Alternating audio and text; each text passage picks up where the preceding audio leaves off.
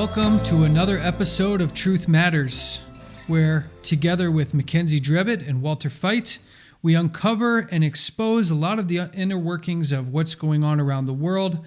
In our last episode, for those who joined us, we talked about the explosive topic of the Great Reset and started to peel back the layers, looking at several of the world leaders and what the common language was and the theme was between these individuals and the organizations they represent. We talked about the World Economic Forum and the United Nations, as well as the International Monetary Fund and an organization inside of the United Nations, which we just saw, World Goodwill. Now, we left off at a pretty explosive place last time where Walter introduced us to the concept of this Luciferian worship inside of the UN. And we don't want people to take our word for it. We actually asked you, the viewer, last time to go on to the World Goodwill website, which is lucistrust.org, and find this link called Service and the Divine Plan. Now, before we get into that, Mackenzie, Walter, welcome back to another episode. Thank you. Thank you very much. Now, we're kind of walking a little bit and treading in some interesting territory for probably a lot of people who are new to this information. But let's kind of rehash for them what we got into in terms of the spiritual nature of the United Nations. Walter, can you walk us through kind of the spiritual mindset of the United Nations and some of the spiritual components that you had seen in your research of this organization? Well, as we saw in the last episode, from its very inception, the United Nations had this deep spiritual component. And from the very first Secretary General all the way through, there has been a very continuous line of thinking in terms of the spirituality. And it definitely is not a Christian line of thinking. If you look at the symbolism that comes out of the United Nations, if you look at the prayer room that comes out of the United Nations, even those people that were supposedly of a secular-only nature had deep spiritual roots in these secret relationships and secret societies. So the worship of this entity called Lucifer, changed to Lucis Trust later, is a thread that runs through the United Nations. Now, many, many years ago, I gave a lecture on the United Nations and the spiritual aspect of the United Nations. But that is not something that is just steeped in history. That is something that is alive and well and coming out in the buzzwords that are now emanating from the United Nations. We cannot leave this thread untouched. And if you go to the organizations like Goodwill and Temple of Understanding, all of them have a very common theme, and they're based on spiritualism and not on scripture. Yeah, and I'd like people to go watch Walter's previous lecture. It's called The UN Occult Agenda. If you haven't seen it, or his other videos from Total Onslaught, a series that has changed many, many lives. But I want to go back to where we left off. We asked people to go to this World Goodwill website. We talked a little bit about Alice A. Bailey, but I want to continue where we left off there and go in a little bit deeper, because this is, as Walter said, an issue that's happening right now. This site tells us, lucistrust.org, tells us exactly what their goal is inside of the UN. And we see a couple of different issues we'll put up on the screen here that are brought up on this website. One of them involves the spiritual hierarchy, which Walter mentioned a little bit, as well as things called the world religion in a new era, the reappearance of the Christ, and the coming one. Now, I want to focus a little bit on these last two, because what is a political organization like the UN doing with a group inside of it that is sanctioned by the UN itself as a non-governmental organization, doing to educate the world for a new age, which involves a world religion, a spiritual hierarchy. And what the real point here that I want to focus on is this reappearance or this coming Christ. Now, there will be a lot of people that hear that and say, well, that must be Jesus Christ. But Walter, in your research in the occult and your history of discovery in this topic, when they use the same name, do they always mean referring to the same figure? Absolutely not. There is a difference between Jesus Christ in their thinking and the Christ. In their spiritual thinking, Jesus Christ was actually overshadowed by the Christ. So it wasn't really Jesus Christ who was doing anything on this world or in his forum in the time that he came to this earth. It was the Christ who overshadowed him, a higher entity. So Jesus was basically a puppet in the hands of a greater puppet master. In the same sense, out of this you have the New Age movement, which says that everybody is basically a Christ and is subject to this power, which they tend to call the hierarchy, which is a group of individuals that have achieved this high status. Now they are expecting, according to Alice A. Bailey, the manifestation of this hierarchy amongst humanity. And she wrote a book called The Externalization of the Hierarchy, which is just a fancy name of saying that they will manifest themselves. Now, even the Bible says that Satan will masquerade as an angel of light, and therefore it creates the idea that he will manifest himself as the Christ. And he will manifest himself in various places and in various societies, which is again contrary to Scripture, because the Scriptures say that when Christ manifests, every eye will see him. It will be a simultaneous event and not a local event. In fact, Jesus warned against just such occurrences by saying when they say he is in the desert or when they say he's in the inner room, don't believe it. Don't go there. It's a false Christ. So what the United Nations is actually doing here is propagating a worldview which directly fulfills Scripture and contradicts the real appearance of Jesus Christ. They are on the side of the Luciferian issue and not on the side of the biblical issue. And we can actually see in our previous episodes where we talked about secret societies and how they influence the global affairs. Alice A. Bailey is actually a very prominent figure in Freemasonry. If you go to universalfreemasonry.org, you can actually see a list of famous Freemasons where they have biographies of these Freemasons. And she's one of the few women in the past, especially when we go back a number of decades and centuries, that she founded several organizations like Lucifer Publishing, known as Lucis Trust, where they had the idea of a great world religion that would unite all faiths. Now, there could be some people sitting out there saying, well, it's just one person. Okay, so there's some loose connection with the United Nations now. But when we look at another person inside the United Nations, a guy named Robert Mueller, he was in charge of creating something called the World Core Curriculum, which, correct me if I'm wrong, Walter, was the basis for a world education. And he was a very, very prominent figure in the United Nations.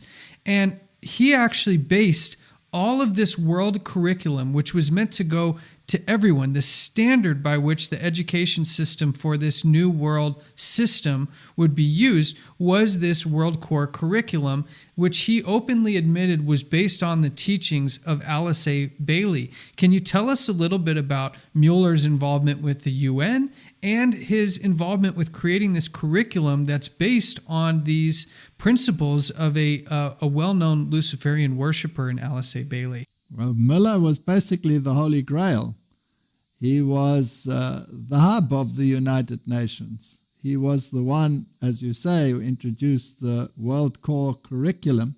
That World Core curriculum based on Alice A. Bailey pushes the Luciferian agenda, and therefore it has to get rid of the teaching of the scripture, which you had in many, many institutions that were still rooted to a Protestant base. So now I find it very fascinating that the papacy, Pope Francis, calls for a new education. And the new education is nothing other than the World Core curriculum divested of its Protestant influence.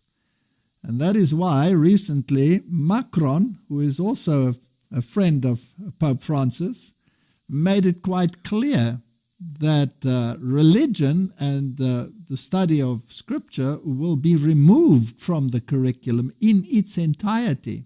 He said that there will be only a form of secular education, but there's no such thing. Once you remove truth, what you open the door to is error. And if you remove one form of spirituality, it will simultaneously be replaced by another spirituality.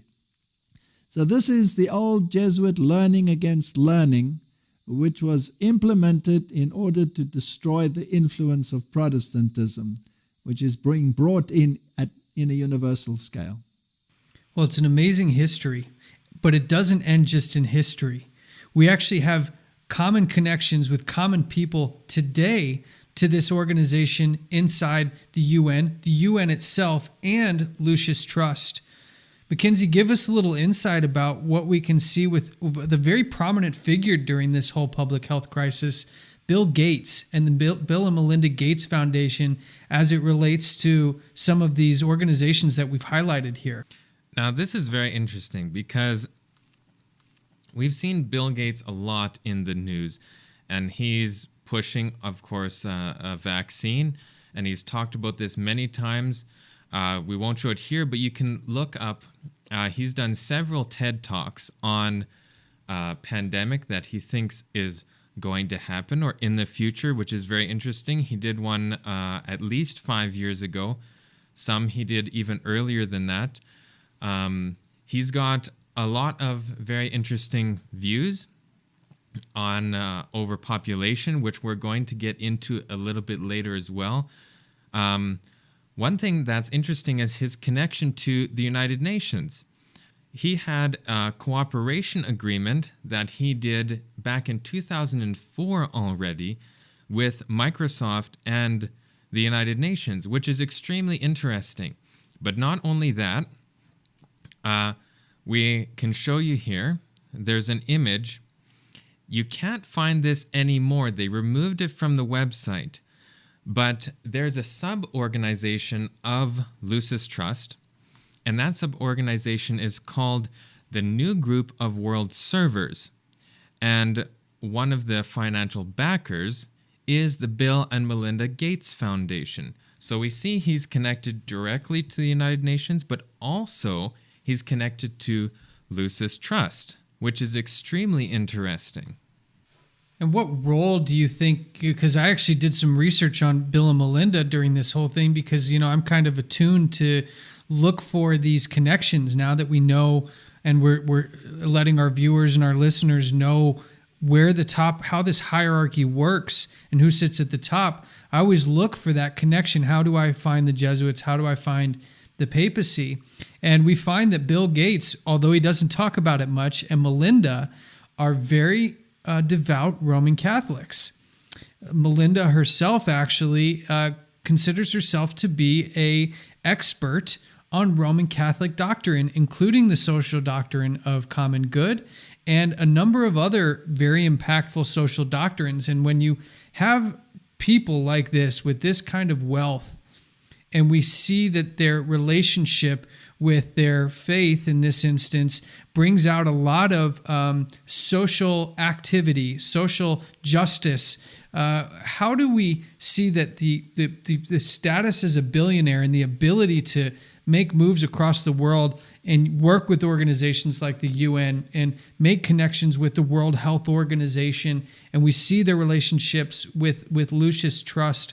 How do the power players, the billionaires of the world, people like Bill and Melinda Gates, Walter, affect how these plans from the papacy and from the UN roll out on a practical scale? Now, you have a number of billionaires in the world today, not only the Gateses, but there are others. Donald Trump is one of them, and you have Soros, he's another. And all of these billionaires are all involved at this United Nations level. And they're all in this great reset.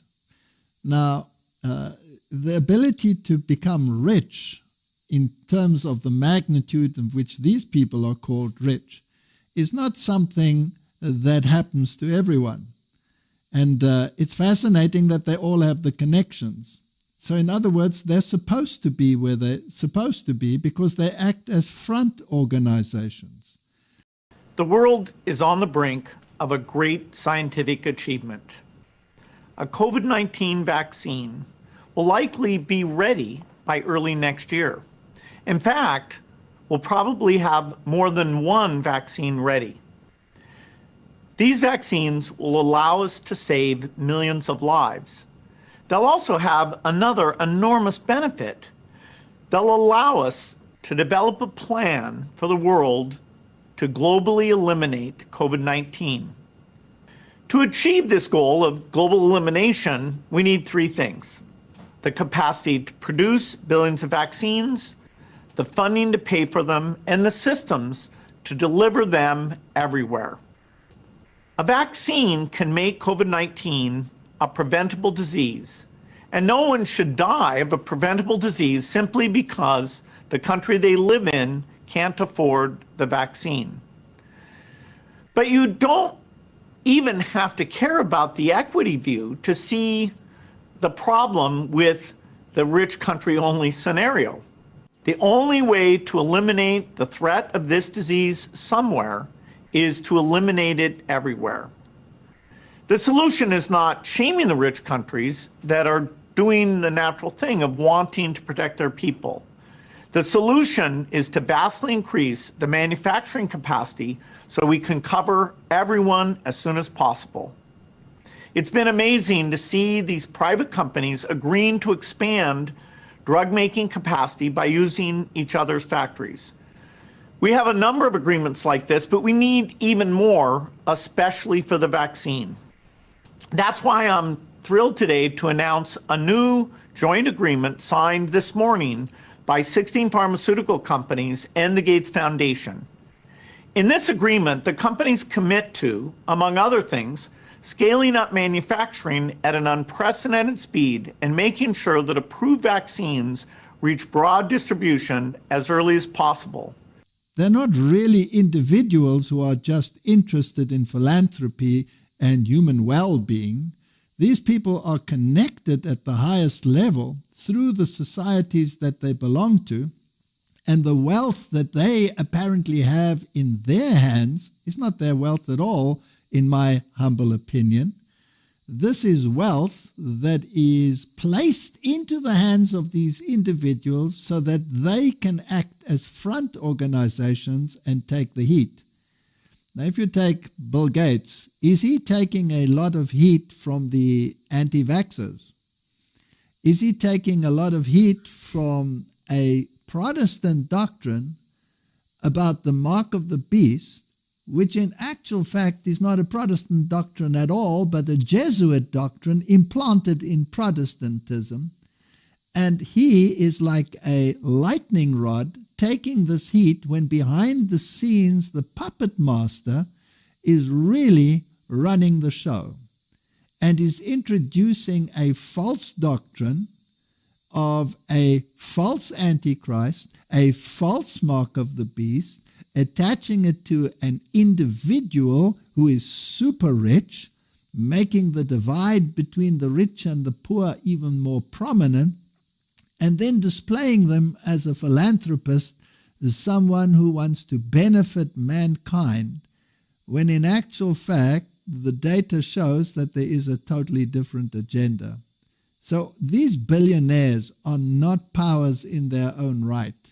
these billionaires that now fund the United Nations, because rogue nations like the United States under Donald Trump have withdrawn their supposed funding of the United Nations, and these people are standing in the gap.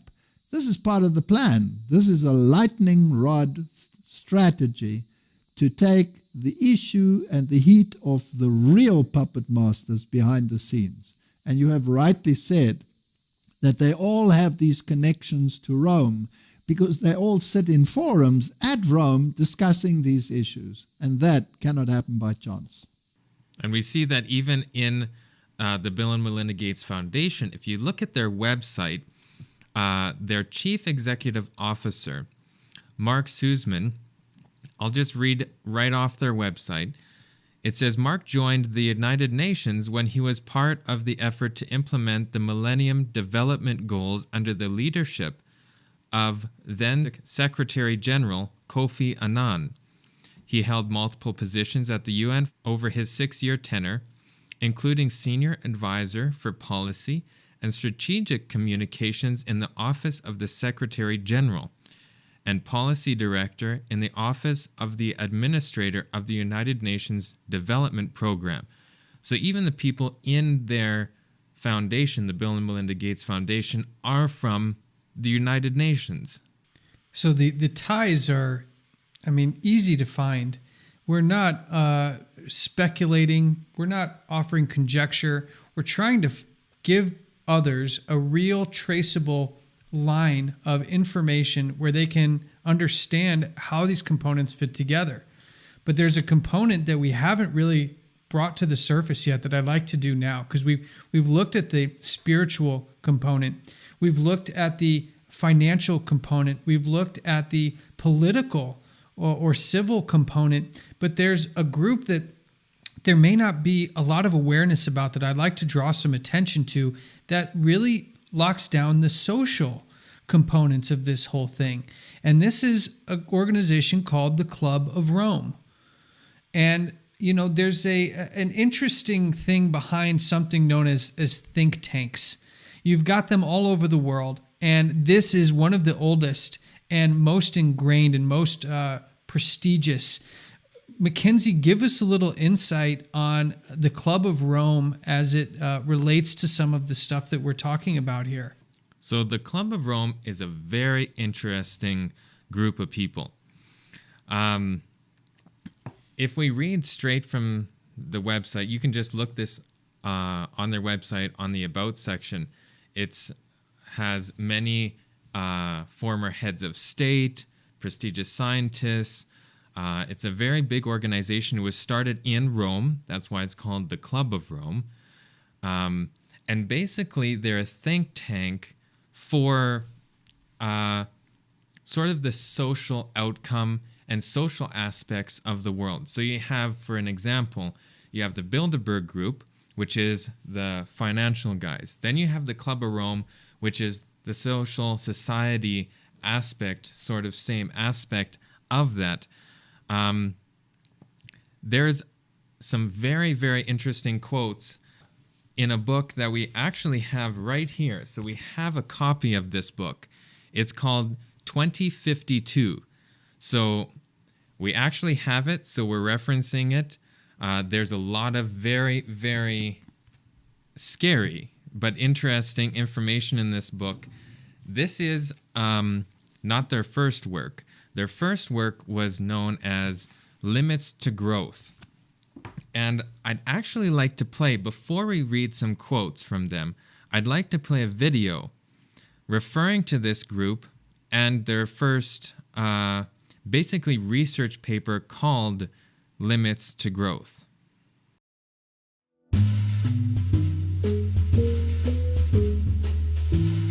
Once upon a time, there was a man who invented chess. The king was so pleased, he offered the man a reward. The man, who was very wise, told the king that he would only want 1 grain of wheat for the first square of the chessboard, 2 for the second, 4 for the third, and so on, doubling the amount for each square of the chessboard. The king said yes, And at the end of the game, he had to abdicate because he had no more grains of wheat to pay his debt. That is the nature of exponential growth, and our chessboard is planet Earth. 40 years ago, a report by a team of scientists from the MIT shook the world. They designed and ran the first global computer model ever, suggesting humanity should adapt to the physical limitations of planet Earth in order to avoid overshoot and collapse. During the last year, a group of us at MIT have been looking at exponential growth of our global social and economic system. We've been led to 5 basic conclusions. There are physical limits to growth, which, given current trends, are very likely to be encountered even during the lifetime of our children. This growth is going to stop. It must stop, and it will stop. Second, the most likely outcome of running into these limits if we continue... I just want to stop it there because it's very interesting. We're seeing a trend from all these different people saying we have this goal, and when we succeed, and we will, they always say they're not going to have failure. Failure is not an option. They're going to succeed. And they said here, the growth must stop, and it will stop. The likely outcome of running into these limits, if we continue to ignore them, is that we'll overshoot those limits and collapse. I think that many people have found a new way of making fools of themselves in not recognizing that there are limits to human expansion. We appear to have a viable alternative to this outcome, one in which population and material production could be brought into balance with the finite environment and with our resources. We have learned that more is not necessarily better. That even our great nation has its recognized limits. Fourth conclusion is that it's realistically going to take 50, 100 years or more to reach that alternative in an orderly fashion.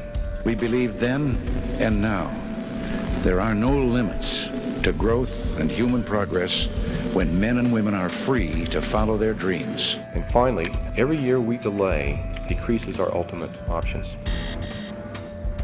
Their report was published in a book entitled The Limits to Growth, which turned out to be the most controversial environmentalist bestseller of all time. There can be no doubt what one subject has aroused most controversy among scientists during the past 12 months.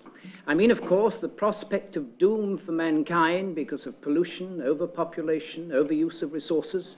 Well, I think that the conclusions of this study are completely wrong. If you check what happens if you vary all your assumptions together, then I understand from the Science Policy Research Unit at Sussex, who have actually been checking your model, the catastrophe disappears altogether.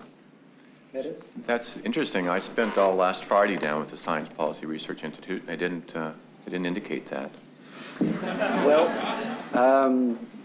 you know, this is developing debate who spoke to them last. I spoke to them this morning. After having spent 40 years fighting for their message, the authors gathered where the Limits to Growth saga began. Which options do they think we have today? 40 years ago, it was still theoretically possible to slow things down and come to an equilibrium. Now that's no longer possible. We are coming into a period of uncontrolled decline. We need now to start focusing specifically on the issue of resilience. If we go through this period of decline without foreknowledge, without preparation, I fear that it will strip away many of our fundamental values. The need is for early and strong action to avoid the problems that are already here and that will get worse in the future. The horrible fact is that democracy and capitalism will not solve those problems.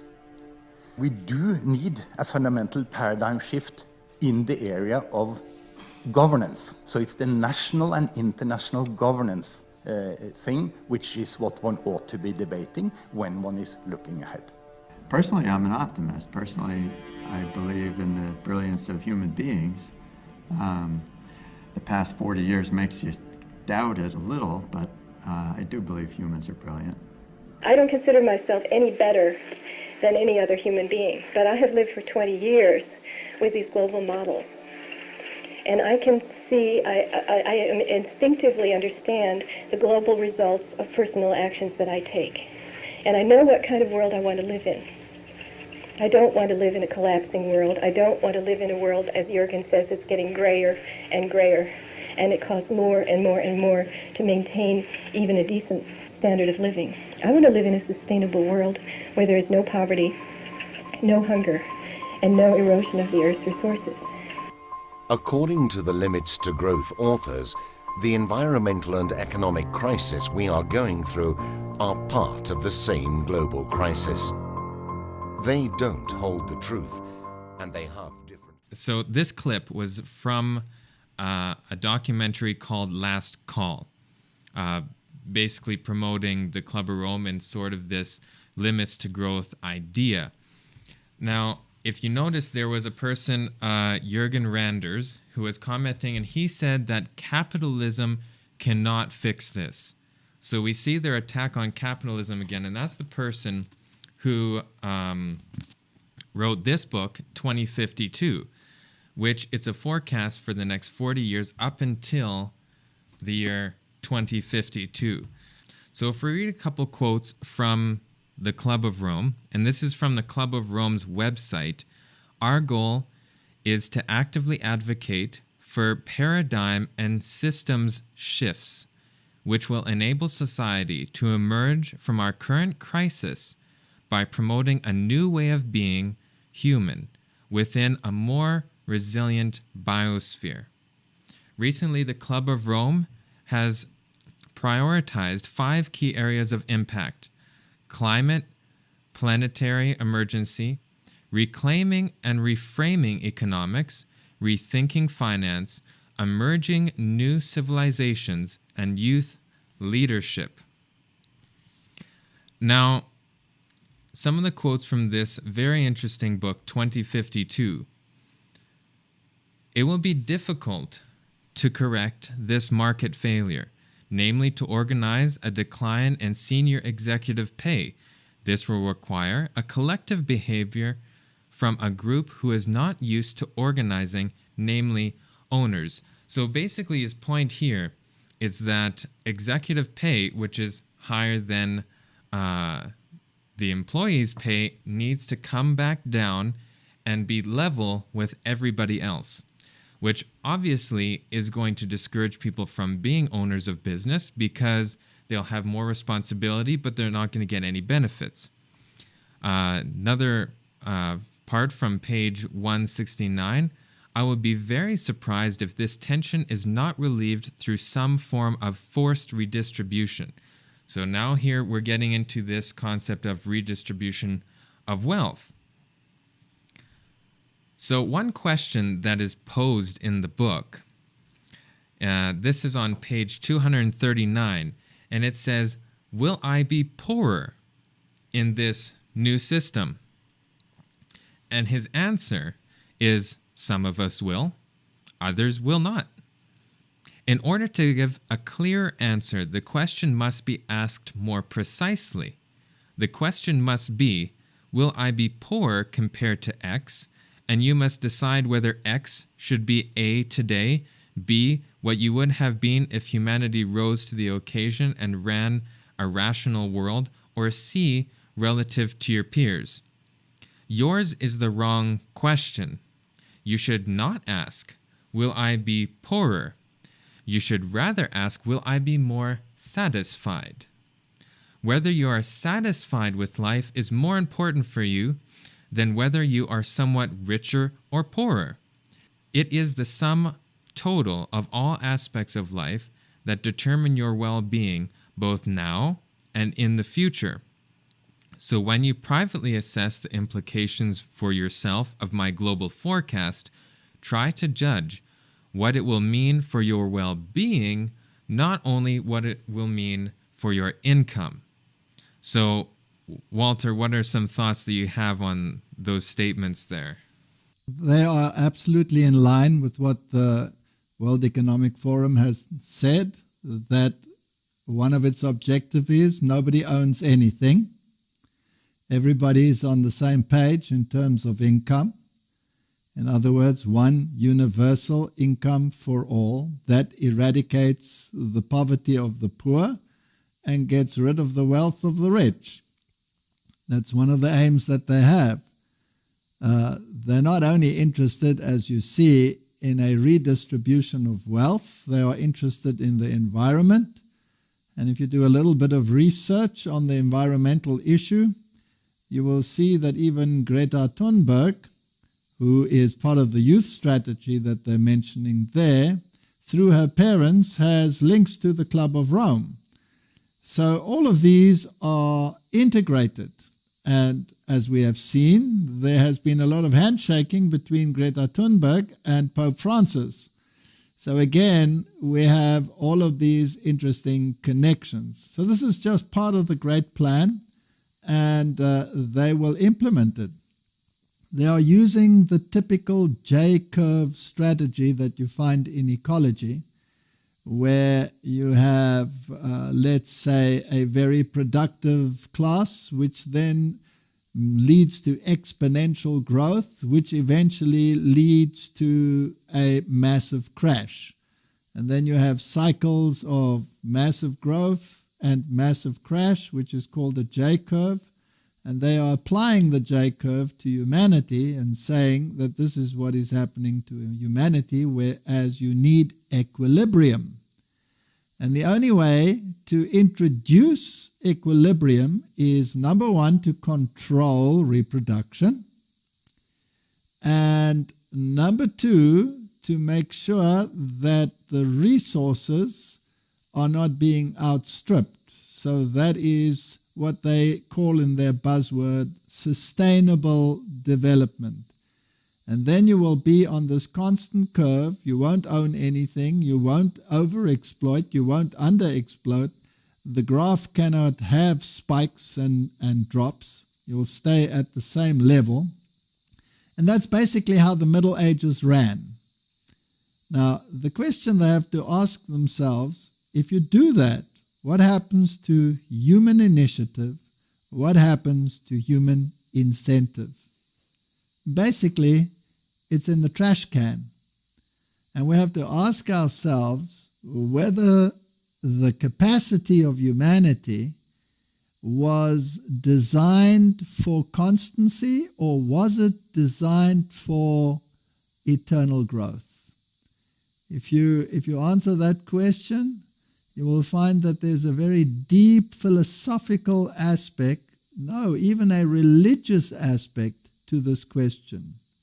Who wants to have a status quo of constant staying in very well-defined parameters, in other words, a form of slavery, where you are just a cog in sustaining the environment and the spiritual realm of the world, or one in which you can excel and reach your human potential? That's what you have to decide. Which side of this debate do you want to be on? Mm-hmm.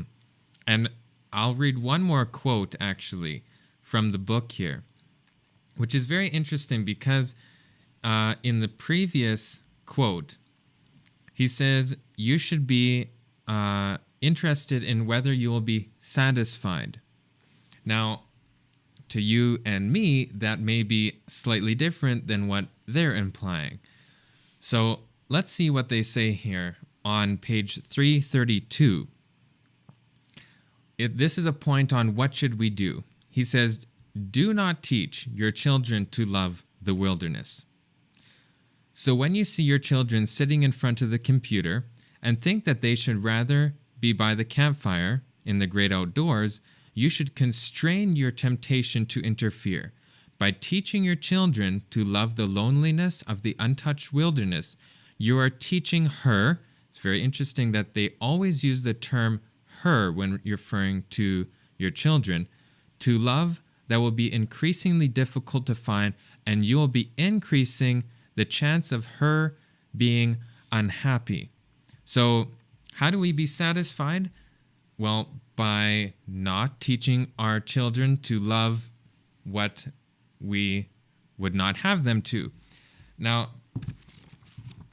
further down on that same section in the book, it says, such transfer of values is beneficial in the sense that it teaches the children to enjoy the environment in which they live, but only if society evolves gradually.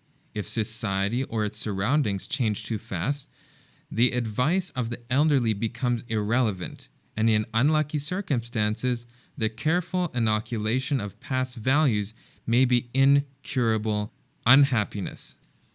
So at the bottom of the page, it says, much better then to rear a new generation that will find peace, calm, and satisfaction in the bustling life of a mega city, and with never-ending music piped into their ears. That doesn't sound peaceful at all, being in a bustling city with music constantly piped into your ears. But I think what we see is that there's this use of getting these ideologies infused into cultures. This concept of think tanks like the Club of Rome, the Brookings Institute, the Royal Society. These are organizations that, I'd like to get your guys' opinion. Is the purpose of these think tanks to start to come up with academic ways of infusing these ideologies into the culture?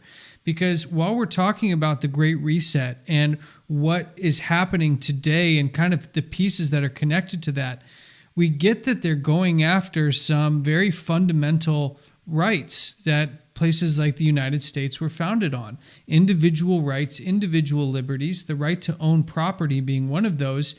And you can actually find in the documents of Catholic social teaching, all the way back to the 15th, 16th century, the concept that the right to own individual property is only as good as it is subject to the common good.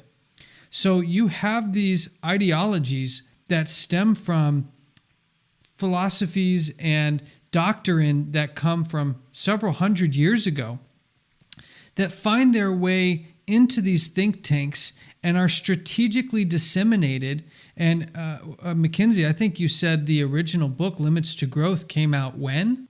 It was in, I believe, 1972 or 1973. So in the 70s, and now here we are in the 2020s, and we are seeing these come to our front door. Walter, is this kind of how they infuse these ideologies, is using these think tanks and then slowly but surely over time disseminating these concepts out through education and other means? Well, I've been in the education world most of my life, as you know, and the great shift in education in my sphere came in the year 2000. Something was introduced which was called Curriculum 2000.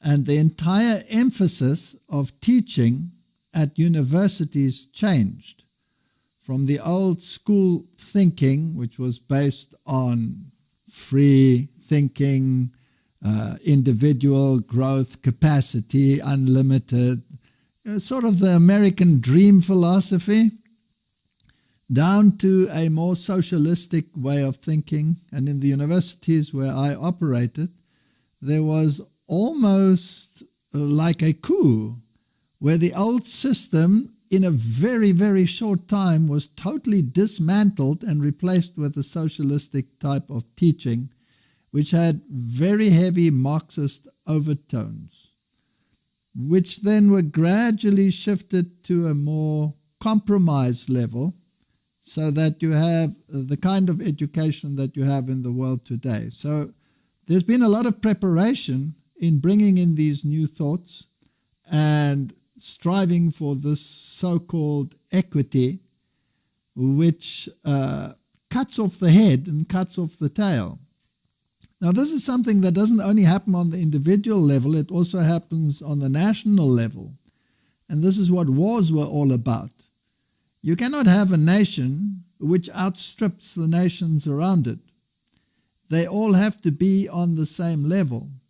And if you take the turmoils in Europe, where one nation tries to have the supremacy, and you have eventually the great Napoleonic Wars, where one nation tries to impose its will, and then eventually you have the rise of Nazi Germany, where the nation with great economic power has to be curtailed and brought down philosophically to the level of the others. And that morphs eventually into a united Europe where everybody just has a voice. But some have to finance the voice more than others. So that has to be stripped down until there is equity on that level. So it happens on the national level, and now they're introducing it on the individual level. So there will be many, many people that will feel curtailed, that will feel suppressed, and there will be millions upon millions, because that's the bulk of humanity, the poor, that will feel elevated. And just the law of the masses will implement the system because they have the numbers on their side. It's such an interesting concept, because if that's the case, then we can kind of look at the things that are being said now and watch how they roll out in our future. In this book, 2052, it's basically giving us a roadmap towards less and less of what those who live in what would be considered wealthier nations have become accustomed to, a certain standard of living that is going to be demonized and piece by piece dismantled. And there may be some people who think, well, these are mostly theoretical and very little practical. But there's actually a document called the Vancouver Declaration of Human Settlements that brings this kind of to the forefront and makes it a very practical application rather than just a think tank or a theological, ideological position. Mackenzie, you brought this document in. What does this Vancouver Declaration on Human Settlements say as it relates to, let's say, something as fundamental as owning private property? So this Vancouver Declaration, if we go back a little bit to earlier in the conversation, we've seen that there was this Agenda 2030, even into the previous episode. It originally, and we've seen this in the clip from George Bush Sr., Agenda 21. So Agenda 21 was held in Rio, and it was called the Rio Summit. And they brought forth this this paper called Agenda 21. And this was basically a climate act and how they would develop that into society, into this new order. So that's what Bush is referencing there when he said this new world order that the United Nations wants to bring in. That got adjusted, more like renamed, into the 2030 agenda. Now, there has to be a local application of all of these different things. And so you're probably wondering, if you're Canadian, is this actually something that's coming down the pipeline? So in this Vancouver Declaration, we'll bring up the quote here. It's talking about land and land ownership. So this is under the section D, called Land, Agenda Item 10. So listen carefully to the wording here. Land, because of its unique nature and the crucial role it plays in human settlements, cannot be treated as an ordinary asset. So this is not an ordinary asset, not something that you can just buy and own. Controlled by individuals and subject to the pressures and inefficiencies of the market. Private land ownership is also a principal instrument of accumulation and concentration of wealth, and therefore contributes to social injustice if unchecked. It may become a major obstacle in the planning and implementation of development schemes, social justice, urban renewal and development, the provision of decent dwellings. Remember, we need to be satisfied with these decent dwellings and healthy conditions for the people can only be achieved if land is used in the interest of society as a whole. So they're saying that you can't have ownership individually of land because that is making the problem worse of inequality. So the basis of this whole argument, something we've heard throughout the last 2 episodes, is that inequality is an issue that needs to be dealt with, and right at the core of that inequality is capitalism and democracy, the replacement of which we're left with. We've got to have some kind of governmental system. Walter, what system are they going to prefer, as they clearly are driving to remove democracy and capitalism as the primary world-leading stance on governments? This is classic Catholic social justice. This is Fratelli Tutti at its best. This is exactly where they're heading. Now, this thing is not something that has started recently. It has to be universal, right? And because it has to be universal, it must cross borders. Now, many years ago, they started what was called trans-border national parks. That was the first step, breaking down the fences and the barriers between nations and extending the national parks across borders so that more than one country is involved in maintaining that piece of natural environment. Now, the idea that these people have is to actually herd people into new mega cities which become centers of control, and to extend these national areas without the impact of human population for the sake of the environment. And this is where the environmental agenda comes in. And the eventual goal of the environmental agenda is not just expansion of natural areas and national parks. It is the disinheriting of those that now occupy that space and to herd them into these cities. Now, don't you find it fascinating that in the world there are mega cities that have been created that are virtually unoccupied? And if you go to China, for example, surely they haven't built these for no reason at all. There must be some agenda. And seeing that these are fully operational, I don't think they want to use them in a millennium or a century from now. This is something that is very imminent. And even in the Western world, they've created these cities of control where the rules are applied in a far more stringent way. And if you look in the web pages where these cities are, they're scattered through the country. And they will be like magnets where the people are being drawn to or herded to in order to create this new environment and this happy state where you have your little place to stay, but you no longer have any control and no freedom in terms of your abilities or your goals.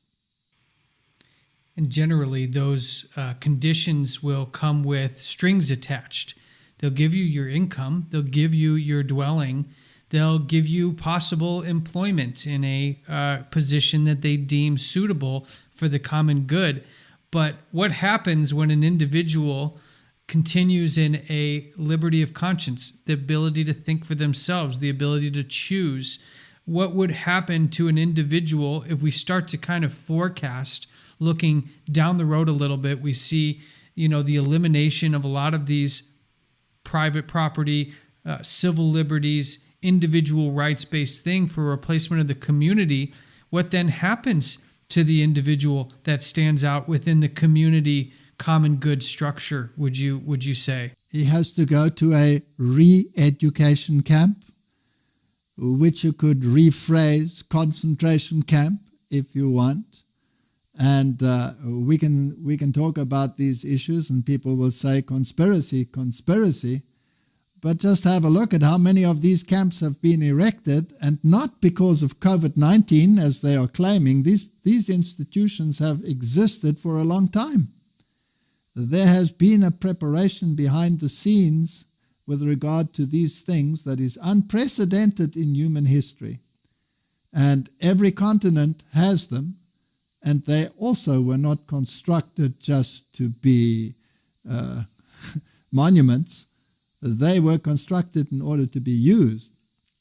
And already they are talking about these issues in terms of the vaccine and people having to be relocated to these institutions or these facilities if they do not play in accordance with the rules that have been set down. Well, there's no better example of that, no conspiracy needed, but to go look back at the last 2 years and what has happened in mainland China to the Uyghur Muslim populations. These groups of people have been placed in exactly what you've said, Walter, re-education camps. There are people that have been placed with their loved ones. Mainly the men are removed from the household, and a state governed individual will stay with the wife of the man that is gone to ensure that she is properly being re-educated in the meantime while the husband is being put through a forced labor camp. They have a social credit system that will determine the individual's ability to move within the culture.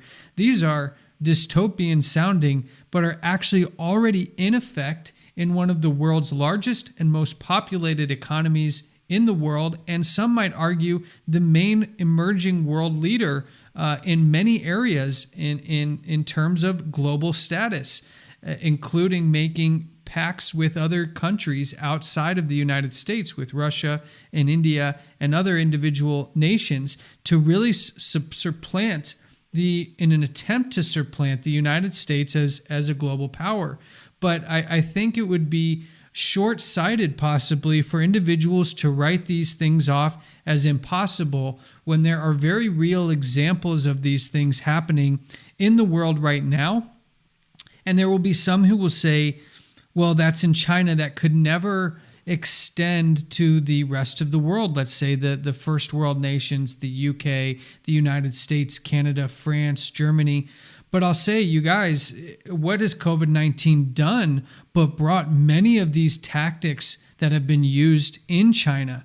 Everything from face masks to restrictions on movements to monitoring of movements and communications and contact tracing. Wouldn't you say these are very similar to what China has used and been lauded for in the past? Absolutely. They just needed the right circumstance in order to implement that which they were decrying in the past. So everybody is suddenly on the same page, whether you live in the East or whether you're living in the West. This is very orchestrated. This is not chance. You know, it's interesting. You talk about them needing the right circumstance, and continually over the last 2 episodes, we've seen time and time again that these individuals that run these organizations have seen this public health crisis as a great opportunity. And they're not really that afraid to show that they think this is an opportunity to create drastic and rapid changes to once normal and stable societies. And we talked with China, these elements that could be coming to other parts of the world. We've seen through the COVID restrictions that China style elements have already been implemented into society, things we had never done before.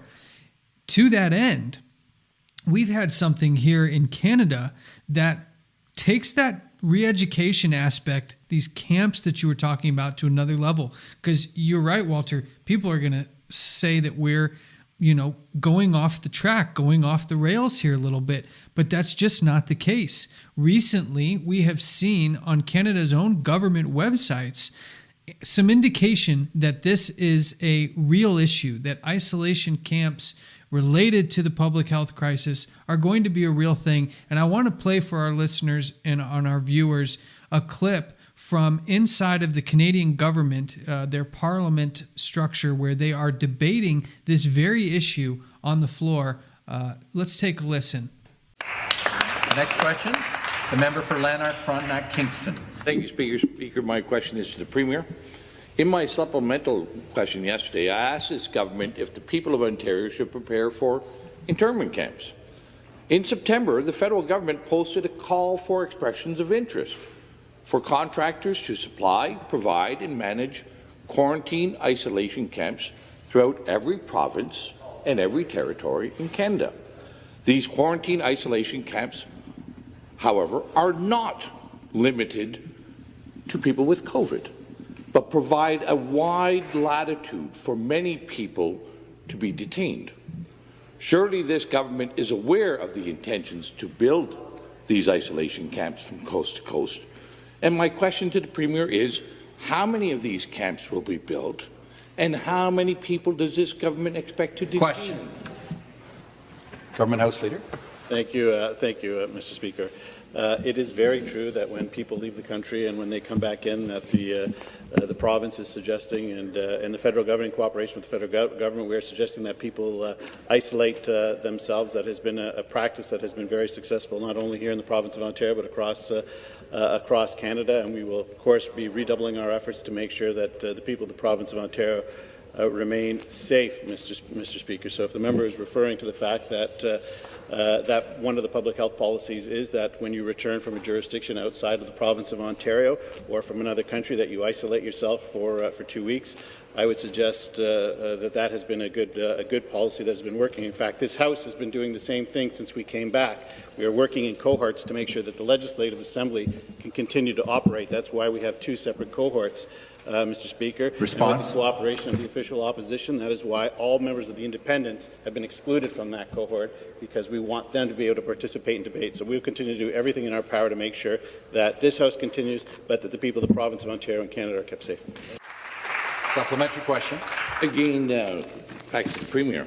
Here's the RFP, and in the RFP it uses clear language to express that these camps can be used for a broad spectrum of people, not limited to travellers. Indeed, it doesn't even mention international travellers. It's just a broad latitude of people. And I'll send over the copy of the RFP after. So your government must be in negotiations and aware of these plans to potentially detain and isolate citizens and residents of our country and our province. So, Speaker, to the Premier, where will these camps be built? How many people will be detained? And for what reasons? Question. For what reasons can people be kept in these isolation camps? And I'd like to have the Premier assure the people of Ontario. That's it, guys. That's the back and forth. You have a concerned member of Parliament requesting information, and we want to bring to the forefront here, for those who are listening, make sure to come over to our YouTube page to get a link and more information on what this gentleman was talking about. But Mackenzie, we actually found this information, and what I found strange, before we go to these pictures to show what this MPP was referring to, he asked this question about why there's this request for information, an RFI or an RFP, request for proposal, on this government website. And you'll notice that there's a complete ignoring of the question. And the person responding to this question goes on some kind of rant about how people coming back from other provinces or outside of the country have to go home to quarantine, when clearly the question was, why is there this request for outside contractors to build isolation facilities across the country? And not only was that question addressed, it was completely sidestepped when there was additional information added and additional information requested. They simply cut the microphone and there was no reply given. So let's go take a look at what you found when you researched this issue. So this was very interesting because all you had to do was go to buyandsell.gc.ca. So it's on the government website. And this is about isolation sites. Now, an interesting thing is you can't see this anymore. It's taken down off the website. But luckily we were able to get some screenshots, and so we can go over some of the details. So, in some of the details here, if we read part of right in the middle, it says the Government of Canada is considering engaging a third-party service provider for federal quarantine isolation sites that will be used to house and care for people for public health and other related federal requirements associated with the COVID-19 pandemic response. The government is seeking feedback from current service providers about potential options for standing up, operating, and managing all of the services associated with these sites. The purpose of this request for information is to seek feedback from potential service providers in order to develop a strategy for potential future management of these sites going forward. So, in this write-up here, it says that it's not limited to people just for isolating for COVID. It is for anyone or other purposes. So this is something that's very real. We won't read the whole thing right now, but it's very real in Canada. It was on the government website, so it can't be denied as conjecture or as something that's just being made up. It is actually something that was on the books.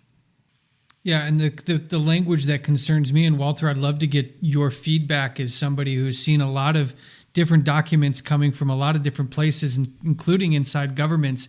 When we see kind of these broad sweeping measures and very broad language, I was in contracts for a long time, and I notice when I see for public health and other related federal requirements, well, boy, that could include a whole host of things, basically anything that the federal government requires for this COVID-19 pandemic response could then be attached to the use of these isolation facilities. Am I looking at this correctly? Re-education, that's what it's about. You either conform to the new reality or what they have just reset. So a new reality, or you are isolated. They will use incentives. Many people, they have claimed that they will pay their debts if they conform to this new directive, and then they won't own anything, but they will be happy. After all, they will be debt-free and they will conform. Now, I find it interesting that they're talking about building these things, when in actual fact, a little search of history will tell you that they're all built already. Well, that should be a comforting fact for everyone at this stage in the game, where literally on a weekly basis, life seems to be changing, and for most, not for the better.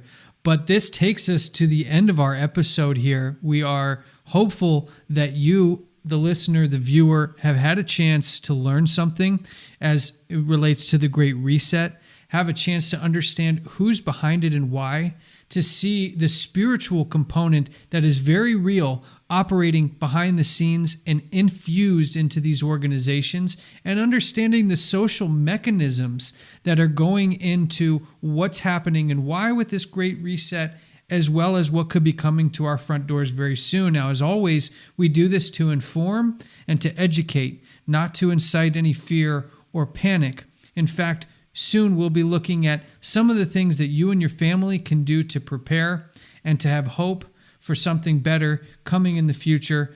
Walter, Mackenzie, we appreciate your deep dive into these very important topics. Thank you, guys. Thank you. Thank you. Make sure you join us. Soon we're going to be looking at the next phase of this plan, which includes something called the economy of Francesco and other things around these issues. So thank you for joining us. We'll see you next time.